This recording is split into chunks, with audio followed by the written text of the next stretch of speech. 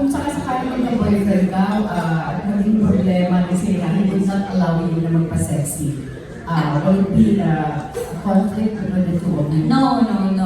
Hindi ko pipiliin ng lalaki ko. To be honest po.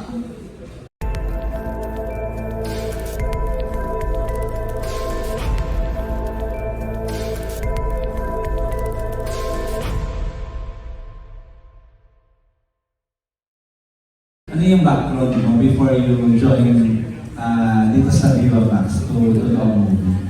Before I started Viva Max, nag-events lang ako outside and car show. Wala talaga akong parang mag-artista before. I'll just enjoy the photo shoots and events. But ayun nga, nabigyan ng chance. So, finish ko na. Sino nag-discover sa'yo? Miss Maricar. Were you still studying nung Yes, you know, I'm still studying po until now. until now? So anong college? Yes, college. FEU, BCom, MassCom.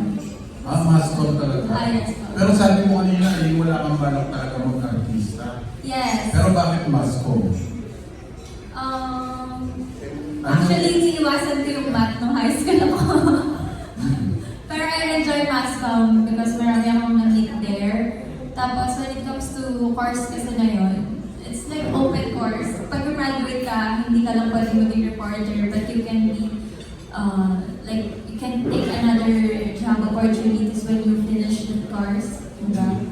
So ngayon, artista ka na, do you have mga future plans or ano ka? Yes, I So have. mag-artista ka. So parang gusto mo na siya. Yes, I love my job right now. You love your job right Yes, now. yes. Kanina kasi medyo kulang pa yung sinabi mo about yourself. Can you tell us more? I mean, sinabi mo kasi na wala kang intention mag-showbiz. So what prompted you to finally enter showbiz? Okay. It's a long story, pero nung bata pa ako, yung mom ko kasi gusto niya talaga mag-artista ako. So when I was like 13 years old, enroll niya ako sa workshop here in Quezon City kahit ayoko. So pinilit niya ako that time. Tapos sabi ko, it's not for me. Kasi nung bata ako, super mahihain po ako because I was bullied before. So, pinag-isipan ko siya. So, nag-focus muna ako nung high school ako sa pag-aaral ko. Tapos, nung naging senior high school ako, na-open ako sa pageant. So, nakapag-join din po ako. Tapos doon medyo na-build ko yung confidence ko. So, nung college na ako, meron na ako lakas ng loob para pumasok sa ganitong industry. That's it. Pero, okay, pumasok ka sa showbiz, pero bakit pagpapasexy ka agad ang pinasok mo? I feel confident when I'm sexy, actually. Yun po. May boyfriend ka na ngayon? I don't have. So wala kang... Walang magbabawal po. Walang magbabawal sa'yo. Okay. Kung sakasakali magka-boyfriend ka at naging problema kasi na he would not allow you na magpa-sexy, will it be a conflict between the two of you? No. Hindi ko pipiliin ng lalaki ko.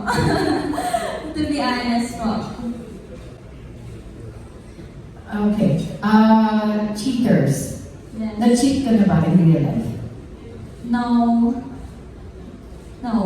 Wala po akong naging boyfriend talaga actually. So I didn't consider cheating. It's more like for a dating stage lang pero hindi naging boyfriend. Since birth, wala ka pang boyfriend? I have ex-boyfriend one. So once pala? Yes. Oo. Pero marami nagpaparamdam ngayon. Yes po. Pero sabi mo nga, priority mo yung career mo. And family ko po. Okay, and your family. Of course, this is your launching movie sa Viva Max. Ano ang expectation mo since sa first movie mo to tapos biglang binigyan ka ng launching movie kagad? I feel so blessed po. And ngayon, malaki yung pasasalamat ko talaga because they gave me a chance to have a lead role agad. Last na lang, at this stage ba meron na pang mga nag-message sa'yo, yung mga nag-offer sa'yo kung ano-ano? Yes po. Ano yung pinaka-grandest na in-offer sa'yo? In social media, sponsorship like that po. Yung mga ganun. Sponsorship na? When they enter Viva kasi, diba, they think na I'm doing it in real life like that. So, meron mga guy na parang mag-chat sila sa'yo random. Open ka ba for ganyan? So, yun lang, hindi ko pinapansin po. I mean from suitors, gano'n. What do you mean super? May mga ano Maniliga. mga ino-offer ng mga mga kotse or whatever. Ganun. Yes. But ayoko. So may nag-offer sa'yo ng kotse. Mm-mm. Yun yung pinakamalaki in-offer sa'yo. Bahay. Oh. Hindi. Ikaw din po ba? So yung bahay in-earn down mo, no? It's my pride. Kasi pag hindi ko naman trip yung magbibigay, parang bakit ka pa tatanggapin? Parang ano din sa ano ko eh, hindi rin bukal sa